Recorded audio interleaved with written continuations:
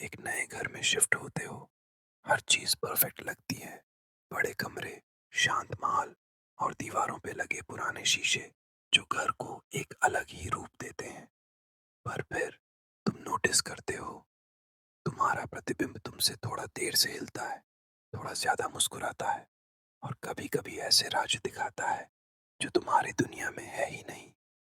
वही घर, वही शीशे और वही मुस्कान जो धीरे धीरे तुम्हें अपनी तरफ खींचती है।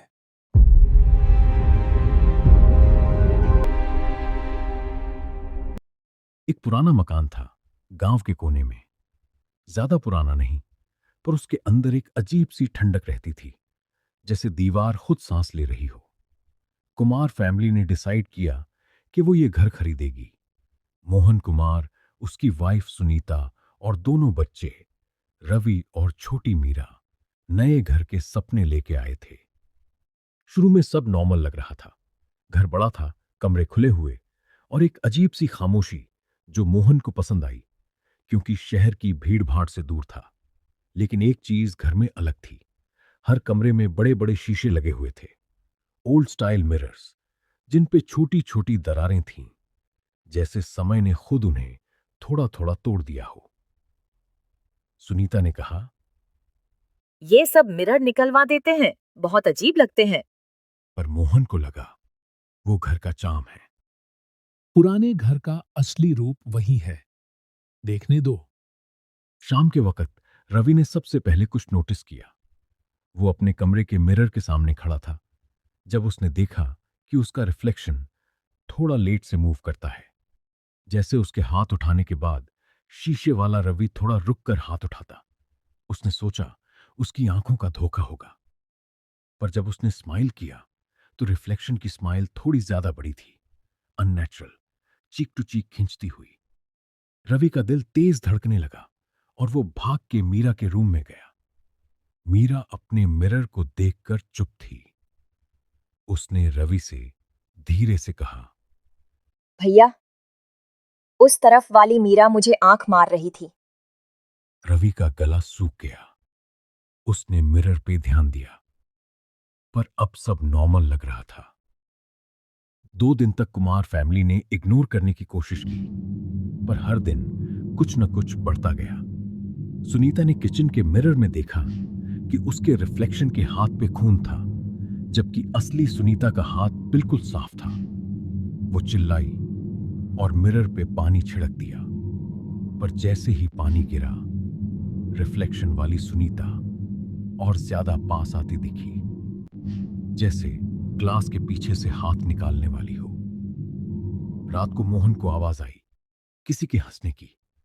वो लिविंग रूम गया और देखा मिरर में अपना रिफ्लेक्शन, पर वो रिफ्लेक्शन उसे घूर रहा था, बिना पलक झपकाए।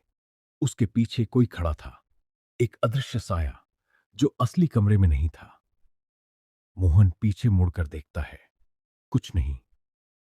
दोबारा मिरर की तरफ देखता है तो रिफ्लेक्शन वाला मोहन उसे धीरे से श्श कर रहा था, फिंगर लिप्स पे रख के। अगली सुबह रवि गायब था। घर का चक्कर लगाया, टेरेस देखा, बाथरूम चेक किया, कहीं नहीं। सुनीता रो रही थी, मोहन पागल हो रहा था। तभी मीरा मिरर के सामने खड़ी थी और उसने चिल्लाकर कहा। भैया, उधर है। सबने मिरर देखा। रवि अंदर खड़ा था, ग्लास के उस पार, चीक टू चीक स्माइल करते हुए। वो कुछ कह रहा था, पर आवाज नहीं आ रही थी। उसके पीछे उसके सारे रिफ्लेक्शंस, जैसे उसकी 1000 कॉपीज, हंस रही थीं। मोहन ने हथौड़ा उठाया और मिरर तोड़ने की कोशिश की। ग्लास टूटा, पर पीछे कोई खाली दीवार नहीं मिली। अंदर एक अंधेरा था, एक गहरा खोखलापन। उस अंधेरे से ठंडी हवा निकली और एक लम्हे के लिए सबने महसूस किया कि वो अंधेरा उन्हें खींच रहा है। उस रात को सब एक ही कमरे में बैठे। मीरा सो नहीं पा रही थी। उसने धीरे से कहा, मम्मी, वो लोग बोल रहे हैं कि अंदर आओ। कहते हैं असली घर वही है। सुनीता ने उसका मुंह पकड़ लिया, बस चुप। लेकिन मीरा की आंखों में चमक थी, जैसे वो उनकी बातों में खुद खो गई हो। तीसरी रात को सुनीता भी बदल गई। मिरर में उसका रिफ्लेक्शन उसे एक लाश दिखाता और वो धीरे धीरे वहीं खिंचती गई। मोहन ने देखा कि उसकी बीवी मिरर के सामने जाकर अपने रिफ्लेक्शन को छू रही है। रिफ्लेक्शन वाली सुनीता के हाथ में एक छुरा था और असली सुनीता मुस्कान के साथ ग्लास के अंदर खिंच गई, बस एक खामोशी छोड़ के। मोहन ने डर के मारे सब मिरर्स कपड़े से ढक दिए, पर रात भर उसे आवाज आती, दरवाजे की तरह धड़-धड़ करती हुई, जैसे कोई अंदर से बाहर निकलना चाहता हो। कभी रवि की आवाज, कभी सुनीता की, कभी मीरा की हंसी। अगली सुबह मोहन ने मीरा को नहीं पाया। सिर्फ एक आईना था जिसमें मीरा उसे हाथ हिला रही थी। उसके पीछे एक खुश परिवार के रूप में रवि और सुनीता खड़े थे। सब हंसी खुशी उसे बुला रहे थे। आ जाओ मोहन, यही असली घर है, यहाँ दर्द नहीं है। मोहन थोड़ा पीछे हट गया, आंखों में आंसू। लेकिन जैसे ही उसने पलक झपकी, उसका रिफ्लेक्शन उसकी तरफ बढ़ने लगा और उसने देखा उसके रिफ्लेक्शन के हाथ में एक हथौड़ा था।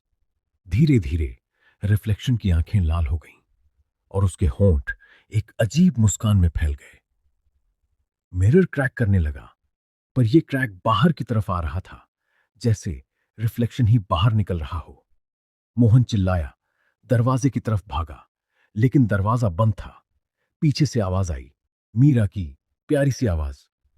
पापा, मत भागो, यहाँ हमेशा के लिए रह जाओ। और फिर घर में बस एक आवाज गूंजती रही, शीशे टूटने की। उसके बाद किसी ने मोहन कुमार और उसकी फैमिली को कभी नहीं देखा।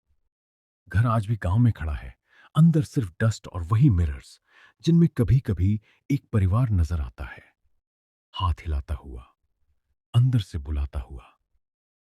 बस एक चीज सबको डराती है, उनकी मुस्कान, बहुत बड़ी, चीक टू चीक खींचती हुई, जैसे असल चेहरे से बड़ी हो। अगर तुम्हें ये कहानी ने थोड़ा सा भी ठंडक महसूस कराई हो, तो सोचो अगला क्या होगा। मिरर के पीछे की दुनिया में घुसने के लिए लाइक करो, सब्सक्राइब करो और बेल आइकॉन दबा दो, ताकि तुम अगला डर कभी मिस ना करो।